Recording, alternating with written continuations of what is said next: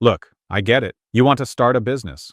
Maybe you're good with your hands. Maybe you see potential where others see waste. Forget fancy tech startups for a minute. Today, we're talking about something real, something essential, something people always need: tires. Specifically, a used tire shop. Now, some people hear used and turn up their nose, but think about it. Cars need tires, budgets are tight, and good quality used tires offer incredible value. It's a needed service, it can be profitable, and yes, you can start this business. I'm drawing on decades of general business knowledge. Forget the fluff. We're giving you the practical steps. But here's the deal.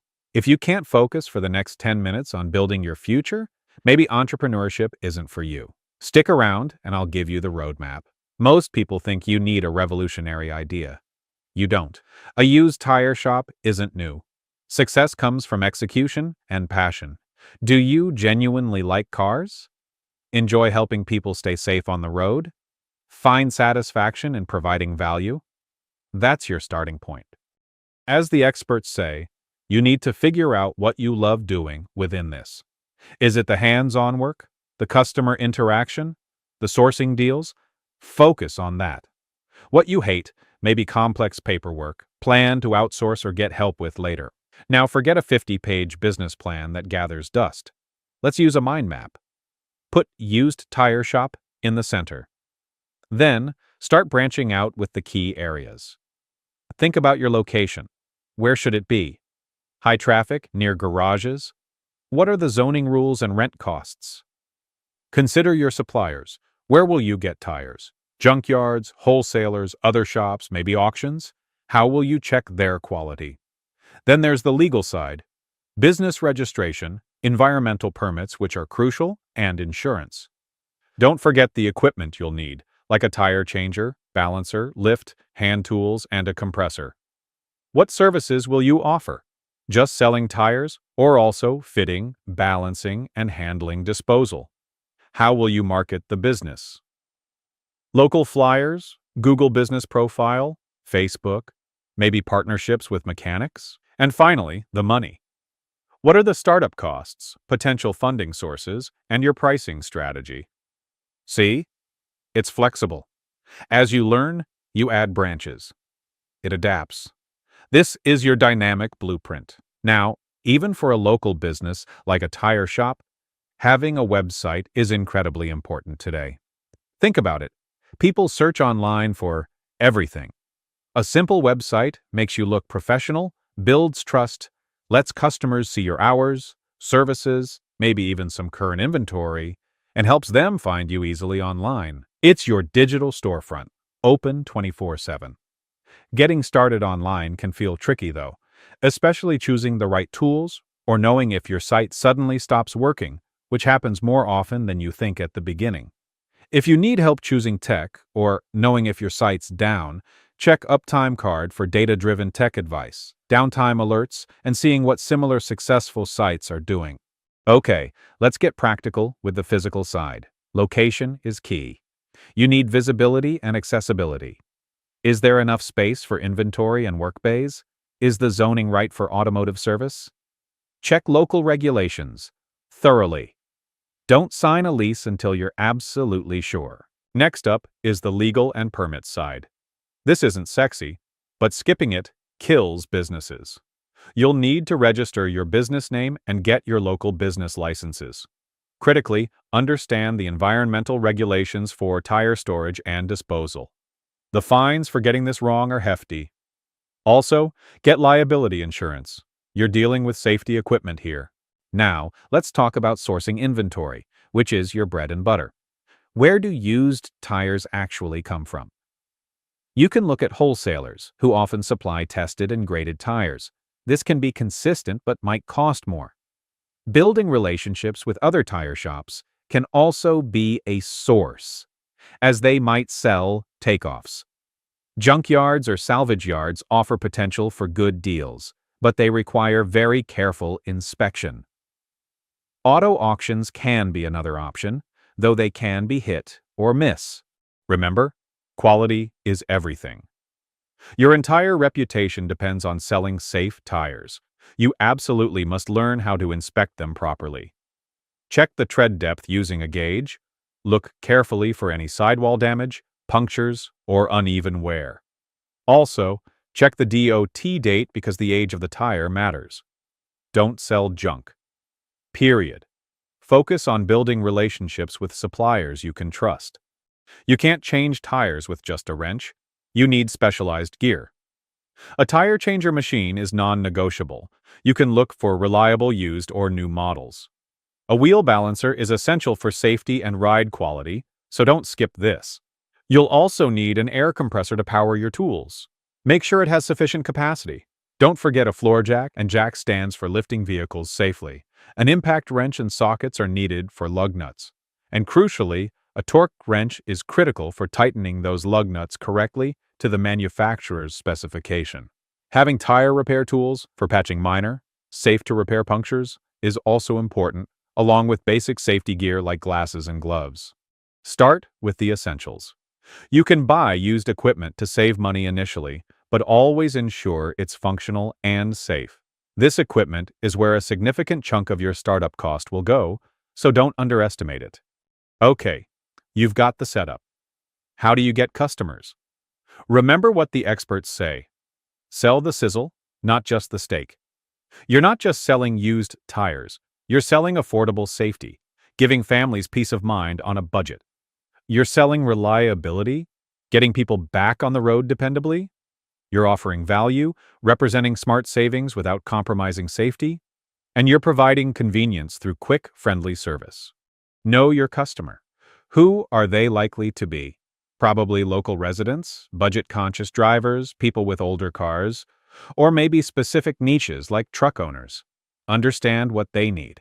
For marketing tactics with local impact, having a Google business profile is absolutely essential.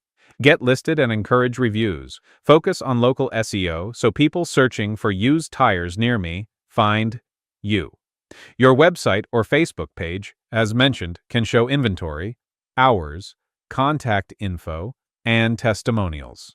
Old school methods like flyers or local ads can still work in specific neighborhoods.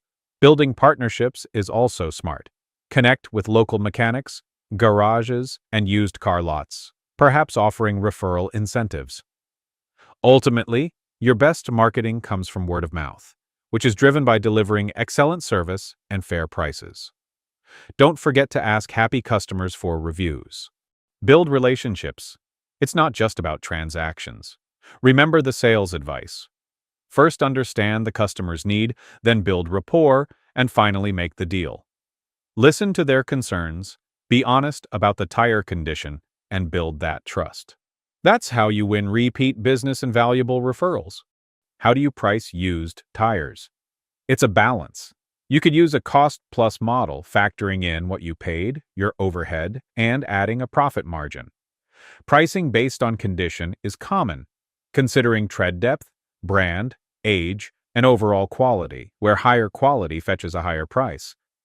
You should also be aware of the market rate by seeing what competitors charge, but always focus on the value you offer, like thorough inspection and good service.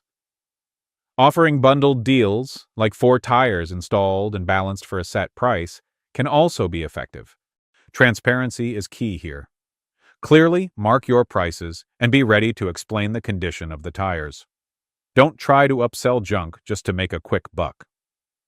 Regarding services, selling the tires is one thing, but installation and balancing are crucial revenue streams and important customer conveniences. Charging fees for mounting and balancing is standard practice, so price them competitively. You also need to consider tire disposal fees. Check your local regulations, as you may need to charge for environmentally sound disposal of old tires. Offering minor, safe repairs, like patching, can be an additional service too. Remember, don't just think about selling hours of labor. Sell the outcome: safe, reliable transportation. That's the real value you provide. A messy shop kills efficiency and trust. Good operations are vital. You need some sort of inventory management system to keep track of what you have. Organizing tires by size and quality makes things much easier. Even a simple system with tags and a spreadsheet works wonders. Think about your workflow to streamline the process from when a customer arrives to when their vehicle leaves. Efficiency means you can serve more customers. And don't underestimate cleanliness and organization. A clean, tidy shop inspires confidence in your customers. When it comes to hiring, maybe you start solo, but eventually you might need help. Remember the principle: hire for purpose. Look for people who genuinely care about cars, safety, and providing good customer service.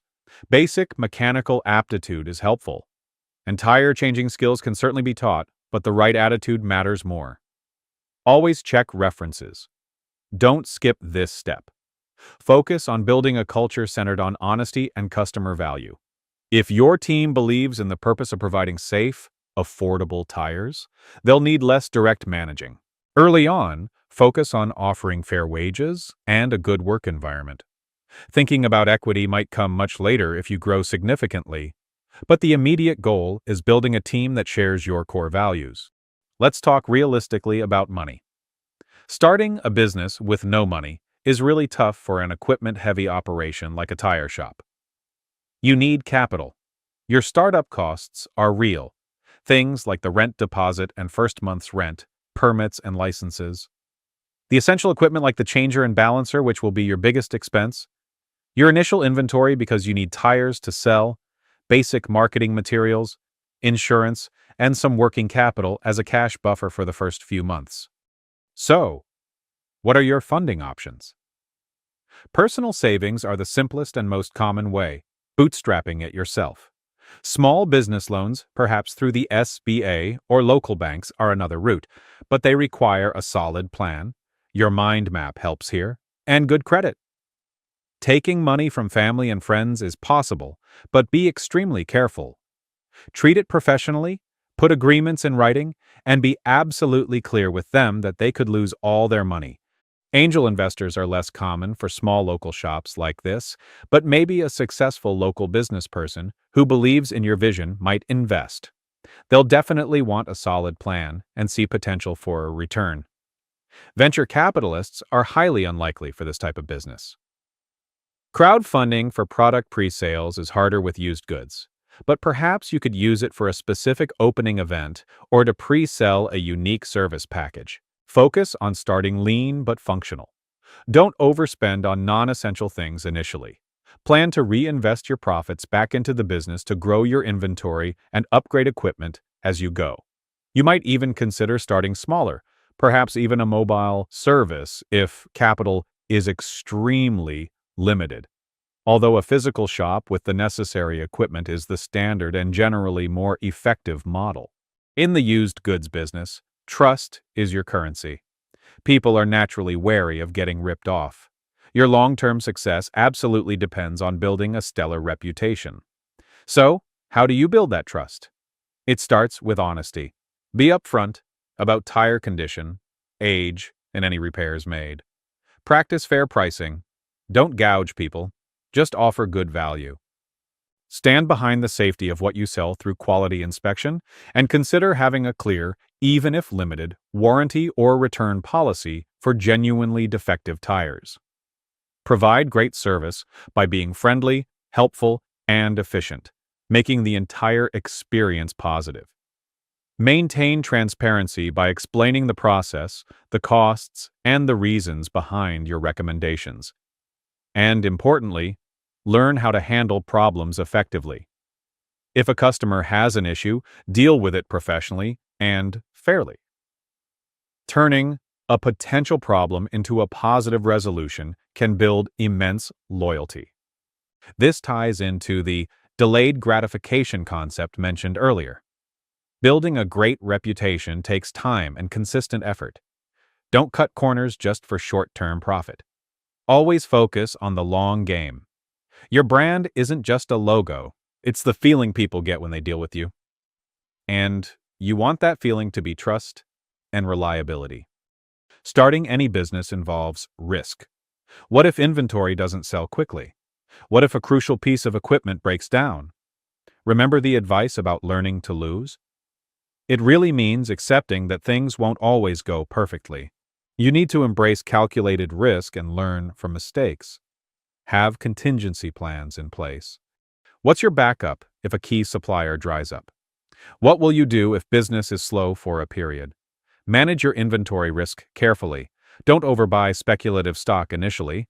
Focus on common sizes that sell well and make sure you rotate your inventory. Learn from your mistakes. If a marketing tactic fails, analyze why and try something different. If a customer complains, figure out how to prevent that issue from happening again.